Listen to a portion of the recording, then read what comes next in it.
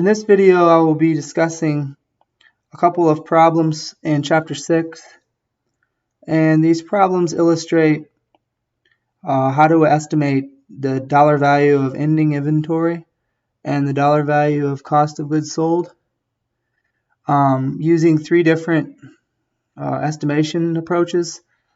So the FIFO method, LIFO, and weighted average. And so in the first problem, problem 6.4a, as you see here, we'll be assuming the company is using that their inventory system is a periodic system. And then in the second problem, it takes the information in this problem and it asks you just to repeat this problem, but assume that the company uses a perpetual inventory system. So let's do problem 6.4a first, and then we'll do, I believe it's problem 6.11a. Let's go see. Let's jump ahead. It's either 11 or 10. Let's see. So it's 11, yeah. See, it says refer to the information in problem 6.4a, but instead assume the company uses a perpetual inventory system.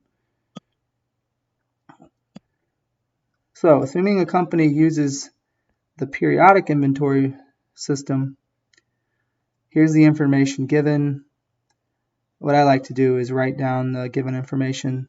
So it looks like their beginning inventory, January 1st, is 1,000 units.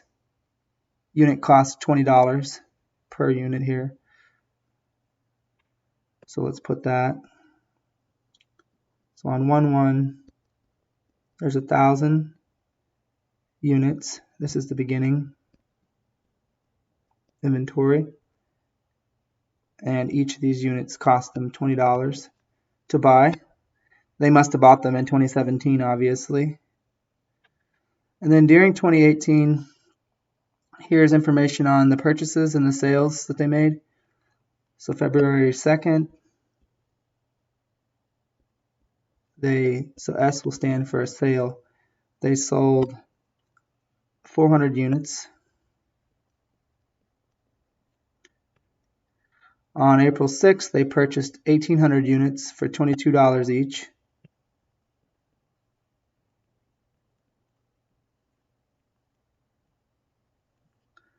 So this is a purchase. July 10th, they sold 1,600 units.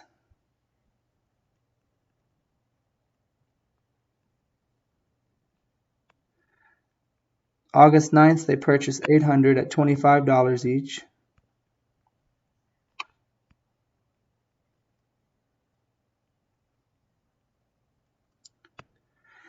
October 23rd, they sell 800.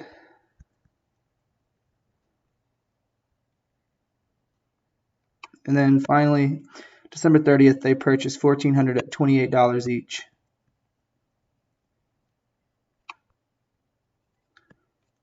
$1,400 at $28 each.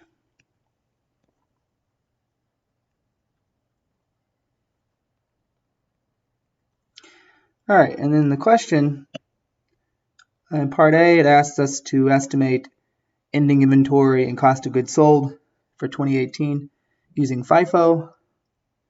And B, it asks us to do the same thing using LIFO. And C, it asks us for the same thing using weighted average method. And then D, it asks us a couple of questions.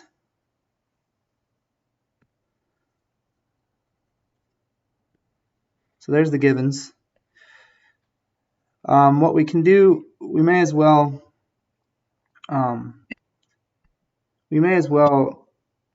in any problem like this, go ahead and figure out what the ending number of units is.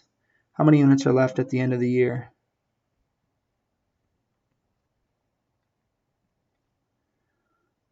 So they had 1,000, they sold 400, so there's 600. They purchased 1,800, so that's 2,400. Then they sell 1,600, so they're back down to 800. Then they purchase 800, so that's 1,600. Then they sell 800, back down to 800. Then they purchase 1,400. So at the end of the year, they have 2,200 units. And then their total sales during the year, there were 3 sales. We just add up these 400, 1600, and 800. So it looks like they sold 2,800 units during the year total. So find those two things first. And then with that information, we can find what they want us to. So part A, they want us to find the dollar value of ending inventory and the dollar value of cost of goods sold using the FIFO assumption. It doesn't matter which one we calculate first, so let's just do the dollar value of ending inventory. So there are 2,200 units in ending inventory, and we're assuming the first units to come in to inventory are the first ones to go out, which means the ones left at the end are the most recent units that were purchased from the standpoint of December 31st. So the assumption is that these 2,200 units that are left, 1,400 of them are from here, and then we still need to account for 800 more units, and the other 800 come from here. So under the FIFO assumption, the dollar value of ending inventory would be 1,400 times 28 plus the 800 times 25.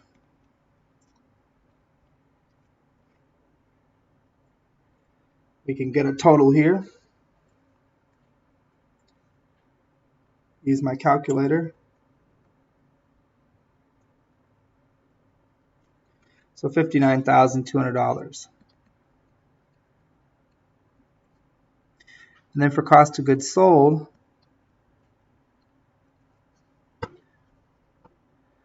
there were 2,800 units sold. We're assuming first in is the first out. So the first units sold are these 1,000, because those are the first to come into inventory. They're actually already in inventory as of January 1st. So they sold these 1,000.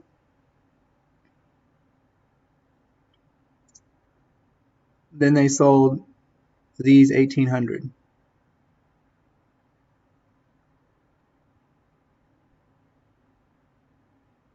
So that's the assumption. Those are the 2,800 they sold this month. So cost of goods sold using FIFO assumption. First sold the beginning inventory, then they sold the next thing they purchased.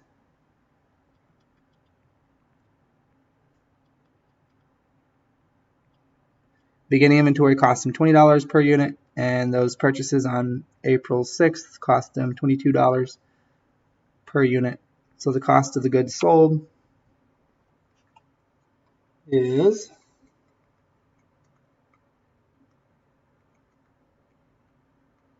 $59,600.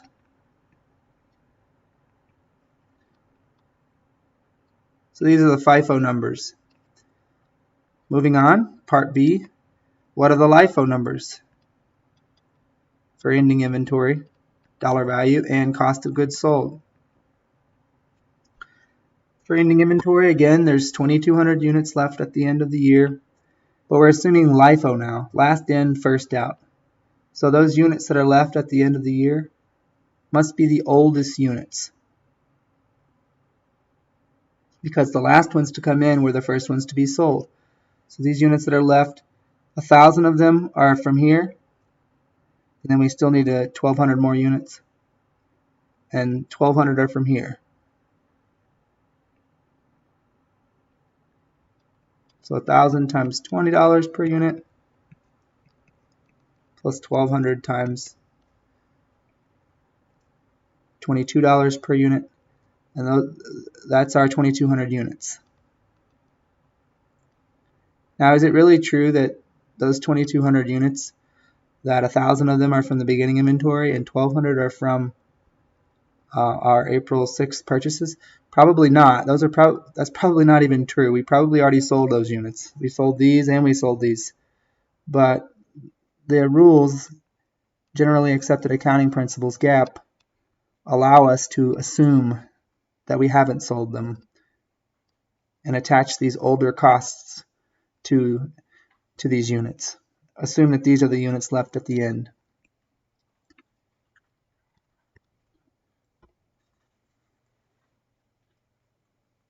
The physical flow of inventory is likely FIFO, not LIFO. And these units probably have already been sold. But GAAP allows us to assume in terms of the cost flow, assume that these units haven't been sold and attach this cost to those units. So that's what the LIFO estimate of ending inventory dollar value would be.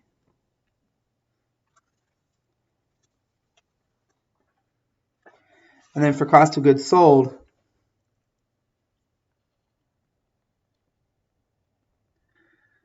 we sold 2,800 units and we're assuming last in, first out. So the first ones we sold were these, the last ones to come in. And so we sold these 1,400 and then we still need 1,400 more. So then we sold these 800. That brings us to 2,200. We still need 600 more. And we sold 600 of these. So 1,400 times 28 plus 800 times 25 plus 600 times 22.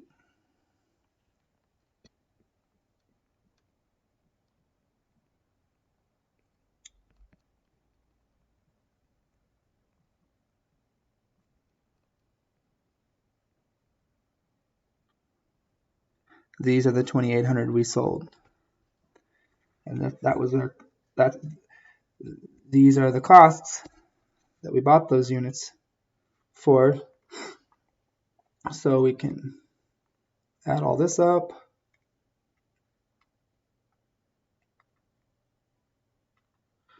And we get $72,400. All right. Part C. We want to use the weighted average method now. With the weighted average method, we first calculate the weighted average cost per unit.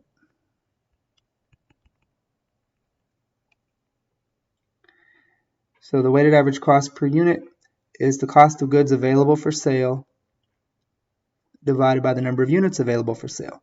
The cost of goods available for sale is the beginning inventory costs plus all the purchases costs. So 1,000 times 20 plus 1,800 times 22 plus 800 times 25 plus 1,400 times 28. That's the cost of goods available for sale. In other words, all the goods we had available to sell this year, what did it cost us for all those goods? Well, for the beginning inventory, it cost us this. For these purchases, it cost us this. Then for the purchases we made on August 9th, it cost us 800 times 25, and so forth. Total cost of goods available for sale. I'm going to have to move this over so I have room. Is, and then finally these purchases, 1,400 times 28.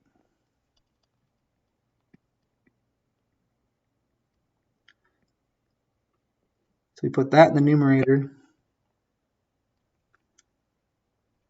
And in the denominator is the number of units available for sale. So these 1,000 plus these 1,800 plus these 800 plus these 1,400. So there's the weighted average cost per unit calculation. When you do all that,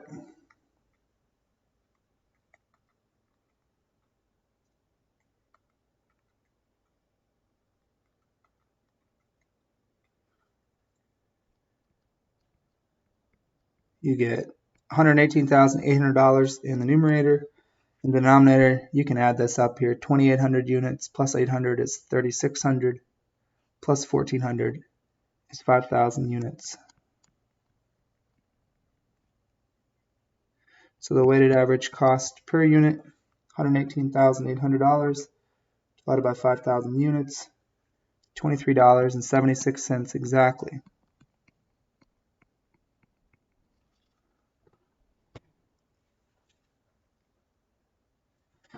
then we take this $23.76, and this is what we assume every item that's left at the end of the year in ending inventory, we assume we bought those items for this much per unit. And every item we sold, we assume we originally paid that much for those units that we sold. So the dollar value of ending inventory under the weighted average method is just the weighted average cost per unit multiplied by the number of units in the ending inventory, which again was 2,200 from up here, right here.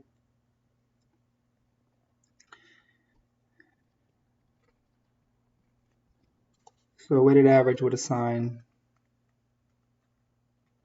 $52,272 cost to ending inventory. And then for cost of goods sold, you just take the weighted average cost per unit multiplied by the number of units we sold. We're assuming that each of these units we sold, we originally bought for this amount of money each. Is that true? No, we didn't buy any unit for $23.76. We either bought the unit for $20, for $22, for $25, or for $28, but this is the weighted average method. You're allowed to compute a weighted average of those purchase prices and use that weighted average to allocate costs. So $66,528 is the weighted average COGS.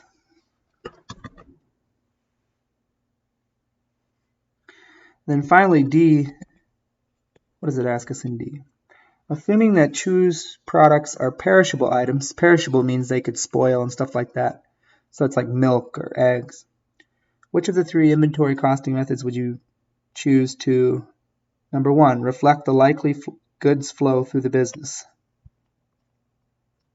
If you really want to reflect the likely flow of goods through the business, perishable items likely flow in a FIFO manner. First in is the first to go, because if you don't sell the first stuff first, it'll spoil. So FIFO likely reflects the physical flow. If you want to minimize income taxes for the period, you probably are going to want to use LIFO. The bigger your income is, the bigger your taxes are. LIFO reports the highest cost of goods sold of the three methods. Notice the LIFO COGS, 72,400, is bigger than the FIFO COGS and the weighted average COGS. The weighted average is right in between the FIFO and the LIFO. So cost of goods sold expense is biggest under LIFO, which means net income will be smallest under LIFO, which means taxes will be smallest under LIFO. Number 3, report the largest amount of net income for the period. If you want to report the biggest income, you want to have the smallest expense. So you would use FIFO, because FIFO would produce the smallest cost of goods sold expense of the three methods.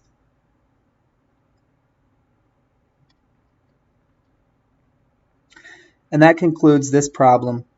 In the next video, I will continue with problem 610A or 611A, which is essentially just this problem, except assume the company uses a perpetual inventory system instead of a periodic inventory system.